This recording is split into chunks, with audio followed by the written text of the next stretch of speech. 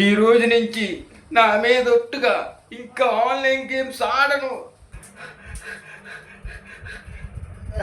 ఒకటి పడి ఒకటి పడాలి ఒకటి పడాలి. చా, ఈ ఆన్లైన్ గేమ్స్లో డబ్బులు రావు. మా అమ్మ మీద ఒట్టుగా ఇక ఈ ఆన్లైన్ గేమ్స్ ఆడను. తిరుగు పడు, ఈసారి పడిపోద్ది. ఏమే, ఈసారి నీ మీద ఒట్టిగా ఈ ఆన్లైన్ గేమ్స్ ఆడనే, నీ మీద ఒట్టే.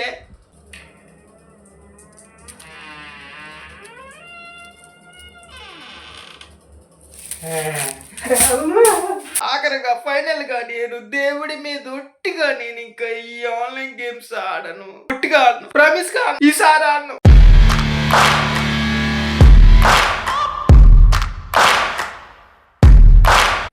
హలో ఫ్రెండ్స్, వెల్కమ్ టు జైతీష్ డబుల్6లో స్వాగతం. ఇప్పుడు దాకా మీరు చూసినవన్నీ ఏదో కామెడీగా చేసినవి కాదు. ఈ ఎడిక్షన్లో ఉన్న వాళ్ళకి, ఈ ఆన్లైన్ గేమ్స్ ఎడిక్షన్లో ఉన్న వాళ్ళు చేసే పనులు అనమాట. ఇవన్నీ కూడా ఇలాగేనమాట. ఒట్లు వేసేస్తారు, ప్రామిస్ చేస్తారు, ఇంట్లో భార్య మీద ప్రామిస్ చేస్తారు, దేవుడి మీద ప్రామిస్ చేస్తారు, ఆఖరికి కడుపును పుట్టిన పిల్లల మీద కూడా ప్రమాణం చేసేసి ఈ గేమ్స్ ఆడను ఇవి అని చెప్పేసి ఒట్లు వేసేస్తూ ఉంటారు. అయితే ఇలాగ ప్రామిస్ చేయడమే కాకుండా కొంతమంది ఏం చేస్తారంటే గుళ్ళు మొక్కుకుంటారు. దేవుడి గుడికి ఎలాగంటే, నేను ఈ గేమ్స్ కనుక నేను ఇంకా స్టాప్ చేస్తే కనుక నేను నీ గుడికి వచ్చి నేను దర్శించుకుంటాను అని చెప్పేసి వాళ్ళ ఇష్టదైవ గుళ్ళు, ఇప్పుడు ఒక మతం అని కాదు, వాళ్ళ ఇష్టదైవం గుళ్ళు బట్టి ఎలా మొక్కుకుంటారంటే, ఈ ఆన్లైన్ గేమ్స్ కనుక నేను స్టాప్ చేస్తే కనుక నీ గుడికి నేను నడిచి వస్తాను అని చెప్పేసి మొక్కుకుంటారనమాట. ఒకటి చెప్తానేనండి, మీరు మీరు నిజాయితీగా మీ మైండ్లో మానటం అన్నది తీయకుండా మీరు నడిచి వస్తాను, లేకపోతే అలాగ వస్తాను, లేదంటే పాక్కుంటూ వస్తాను, దీక్కుంటూ వస్తానని చెప్పేసి మీరు ఎటువంటి ఒట్లు వేసినా సరే దేవుడు కూడా మిమ్మల్ని క్షమించడం అనమాట. మీ మైండ్లో ఏముందో, మీ మనసులో ఏ ఉద్దేశంతో మీరు నిజాయితీగా ఈ నిర్ణయం తీసుకుంటున్నారో, ఎలా తీసుకుంటున్నారో దేవుడి పైనుంచి మొత్తం చూస్తూ ఉంటాడనమాట. కాబట్టి మీరేదో ఆ సందర్భాన్ని బట్టి కొంతకాలం ఏదో మానేయడం, ఈ ప్రెజర్ బట్టి అన్నట్టుగా మీరు ఏదో ఒట్లేసేసుకొని ఇలా దేవుడి మీద ప్రమాణం చేసేసి మీరు చేశారంటే పైనుంచి దేవుడు మొత్తం చూస్తూ ఉంటాడనమాట. మీరు మీ మనసులో ఉన్నది కూడా ఏంటో ఆ దేవుడికి అర్థమవుతుంది. కాబట్టి ఒక విషయం చెప్తానండి, మంచిగా నిర్ణయం తీసుకోవాలి, దేవుడు కూడా మంచిగా చేస్తాడు. మీరు అంత దూరము కూడా కాలినడకనే వెళ్ళక్కర్లేదు, వెళ్ళక్కర్లేదు.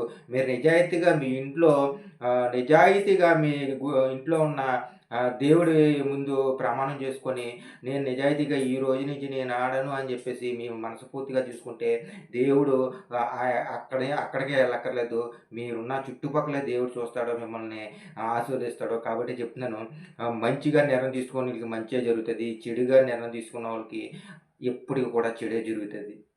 ఒక విషయం చెప్తున్నానండి, మీరు ఒట్లేయడం, లేదంటే ఇలా మీ ఇంట్లో వాళ్ళ మీద ఒట్లేసేయడము, లేకపోతే ఇలా దేవుళ్ళ మీద ఒట్లేసేయడము, ఇలా ప్రమాణాలు ఇటువంటివి కాదు. మీ మాట ముందు ఒట్టు అన్నది కాదు, మీ మాటే మీకు ప్రమాణంలాగా ఉండాలన్నమాట.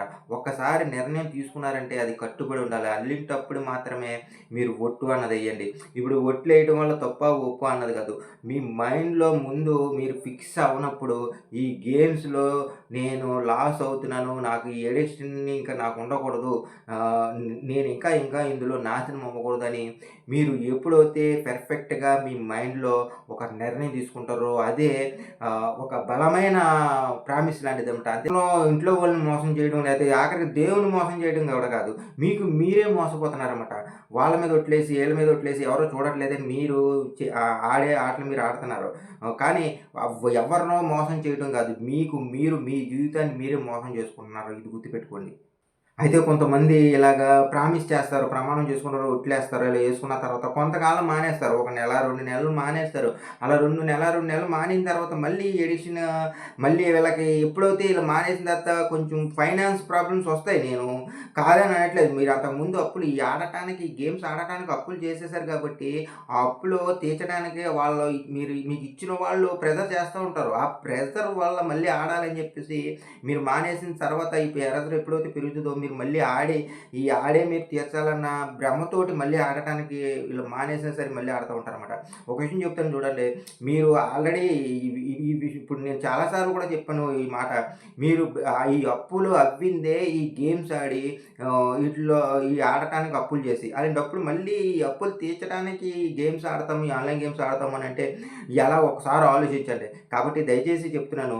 మీకు ఎటువంటి మానేసిన తర్వాత మీకు ఎంత ప్రెషర్ వచ్చినా, ఎటువంటి ప్రాబ్లమ్ అయినా మీరు ఇవ్వాల్సినోళ్ళకి చెప్పుకొని జాగ్రత్తగా వెళ్ళండి. అంతే తప్ప మళ్ళీ మరొక అడుగు తప్పటడుగు మళ్ళీ ఏసారంటే అది మిమ్మల్ని జీవితాంతం వెంటాడుతది. ఎప్పటికీ మిమ్మల్ని మారనివ్వదు.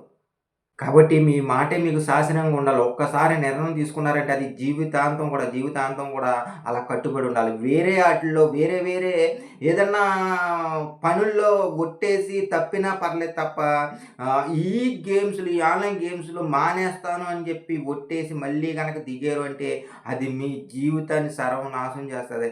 కాబట్టి ఒట్టులు లేకపోతే ప్రామిస్‌లు ఇయన్నీ పక్కన పెట్టేయండి. ఇయన్నీ కాదు. మీరు పెర్ఫెక్ట్‌గా ఇప్పటి వరకు నా జీవితం దీనివల్ల నాశనమైంది. ఈ రోజు నుంచి నేను మానేయాలి అని మీరు బలంగా మీకు మీరు నిర్ణయం తీసుకోండి తప్ప ఎటువంటి ప్రామిస్‌లు, ఒట్లు ఏసినా దీనికి ప్రయోజనం ఉండదు.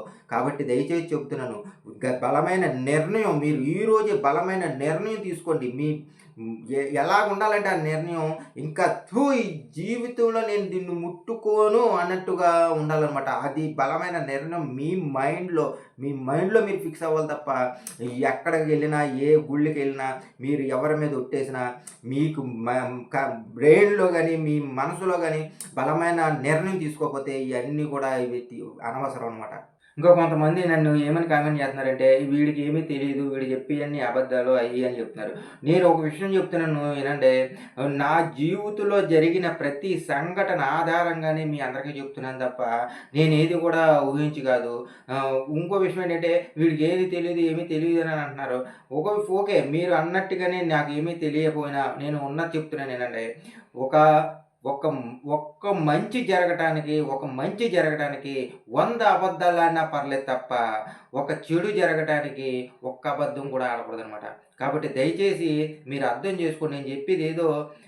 నేను చెప్పేదంతా కూడా ఇప్పుడు అలాగని చెప్పి నేను చెప్పేదంతా కూడా నాకు తెలిసి తెలియని వాడు కాదు.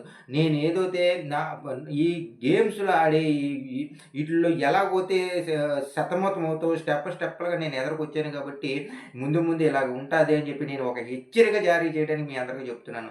కాబట్టి దయచేసి అర్థం చేసుకోండి తప్ప నాకు ఇప్పుడు నాకు ఏమీ అవ్వదు. మీరు నన్ను బ్లేమ్ చేసి కామెంట్లు చేసినా, లేకపోతే నన్ను నెగెటివ్‌గా కామెంట్లు చేసినా నాకు ఏమీ అవ్వదు. నేను చెప్పేది ఎప్పటికీ చెప్తూనే ఉంటాను. మీకు ఇంతకుముందు కూడా చెప్పాను. నేను ఎప్పటికీ కూడా చెబుతూనే ఉంటానని చెప్పేసి. కాబట్టి దయచేసి అర్థం చేసుకోండి. మీకు ఒక ఉదాహరణ చెప్తాను. ఈ మధ్యన ఎప్పటినుంచో నేను ఒక 2, 3 మంత్స్ నుంచి 4 మంత్స్ ఒక తమ్ముడికి ఇలాగ ఆడుతుంటే నాకు కాల్ చేసేవాడు. ఇలాగా నేను మానలేకపోతున్నాను ఏదో అని చెప్పి అంటూ ఉంటే నేను మోటివేషన్ చేసేవాడిని, చెప్తూ ఉండేవాడిని. కొంతకాలం మానేవాడు, కొంతకాలం ఆడేవాడు, కొంతకాలం మానేవాడు. అలా చేస్తూ ఉన్నాడు. తమ్ముడు నువ్వు బలమైన నిర్ణయం తీసుకోకుండా నువ్వు నాకు ఎన్నిసార్లు కాల్ చేసినా, నాతో మాట్లాడినా నీకు వృధా తమ్ముడు. నేను నీకు జాగ్రత్తలు మాత్రమే చెప్తాను. అంతే తప్ప నిన్ను చెయ్యి పట్టుకుని నీ ఇంటికాడ నుంచి నేను దీన్ని మానిపించలేను కదా అని చెప్పి అంటే, లేదన్నా నేను మానేస్తానన్నా, నీ వీడియోలు చూస్తూ ఉంటాను, నాకు ఆడాలనిపిస్తున్నప్పుడు నీ వీడియోలు చూస్తున్నానన్నా, ఆ కూసేపు బాగానే ఉంటుందన్నా, నీతో ఫోన్ మాట్లాడినప్పుడు కూడా బాగానే ఉంటుందన్నా, తర్వాత మళ్ళీ దానికి ఎడిక్షన్ అయిపోతున్నానని అంటున్నాడు. తమ్ముడు నువ్వు ఏదో ఒక బలమైన నిర్ణయం తీసుకోకపోతే ఇంకా ప్రాబ్లం అవుతుంది. ఇంకో విషయం చూడు, ఇలాగా డబ్బులు పోతున్నాయి, ఇప్పటికీ అప్పులు అవుతున్నావు. ఇదే కాకుండా నీ బ్యాంక్ అకౌంట్ అనవసరంగా ఫ్రీజ్ అయిపోద్ది, బ్లాక్ అయిపోతుంది అని చెప్పంటే మానేస్తానన్నా అనేవాడు. అన్న తర్వాత అనేవాడు మారదానే ఉండేవాడు. మళ్ళీ కాల్ చేసేవాడు. పోయిన తర్వాత పోయిందన్న ఇలాగ ఇయ్యి అని చెప్పేసి మానేద్దాం అనుకున్నాను, కానీ పోయిందన్న ఈ లాస్ట్ అనుకున్నాను అయ్యని అన్నాడు. ఇప్పుడు ఏం జరిగిందంటే నేను చాలాసార్లు హెచ్చరించాను, వినలేదు. ఇప్పుడు ఏం జరిగిందంటే మొన్న ఫోన్ చేశాడు. బ్యాంక్ అకౌంట్ బ్లాక్ అయిపోయిందంట. డైరెక్ట్ నోటీసు వచ్చింది సైబర్ క్రైమ్ నుంచి. డైరెక్ట్ బ్యాంకు మన కుర్రోడు ఏ బ్యాంకులో అయితే డిపాజిట్లు విత్డ్రాలు పెట్టుకున్నాడో ఆ బ్యాంక్ నోటీస్ అఫీషియల్గా చెప్పాను కదా ఇంతకుముందు వీడియోలో, అఫీషియల్గా వస్తుంది నోటీస్ అని. అఫీషియల్గా నోటీస్ వచ్చిందన్నమాట. అది నా వాట్సాప్కి పెట్టి అన్న ఇలా జరిగింది, ఇప్పుడు ఏం చేయాలి అన్నాడు. చెప్పండి చేతులు కాలేక ఆకులు పట్టుకోవడం అంటే ఇదనమాట. ఇప్పుడు ఆ నోటీస్ పంపించి నా వాట్సాప్ పంపించి ఇప్పుడు ఏం చేయాలన్నా నాకు ఇలా అయిపోయింది, అందులో అకౌంట్లో 50,000 ఉన్నాయన్న నా డబ్బులన్నా, ఇప్పుడు ఏం చేయాలన్నా నాకు చాలా బాధ కలుగుతుందన్న, పిచ్చెక్కిపోతుందన్న అంటే బాధపడుతున్నాడు. చెప్పండి ఇప్పుడు నేను ఇటువంటి పరిస్థితి వరకు రాకూడదనే కదా నేను చెప్తున్నాను. కాబట్టి ఆ తమ్ముడికి నేను చెప్పాననుకోండి, అది తర్వాత విషయం. కానీ ఇంతవంటి స్థితికి రాకూడదనే కదా నేను హెచ్చరించేది. కాబట్టి మీ మంచికి మాత్రమే నేను చెప్తున్నాను. అంతే తప్ప నాకేదో వ్యూస్ వచ్చేయాలని, లేదా నేనేదో పాపులర్ అయిపోవాలని. ఓకే, నేను పాపులర్ అయిపోవాలనుకుంటున్నారు.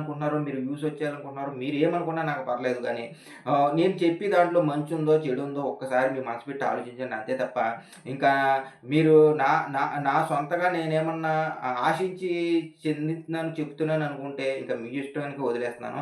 కాబట్టి దయచేసి మరొకసారి చెప్తున్నాను. ఈ ఈ ఇటువంటి టెన్షన్‌లన్నీ కూడా తెచ్చుకోకండి. ఇంకా నేను ఆఖరిగా చెప్పేదేంటంటే, మీరు ఒట్లేసేసి ఇంట్లో వాళ్ళ మీద, దేవుడి మీద, ఆళ్ళ మీద, ఈళ్ళ మీద, పిల్లల మీద ప్రమాణాలు చేసేసి తర్వాత మీకు ఈ ఎడిక్షన్ మానలేక ఇందులో ఏదో డబ్బులొస్తాయన్న భ్రమతోటి మీరు మళ్ళీ ఆడి ఎవరు చూడట్లేదు కదా!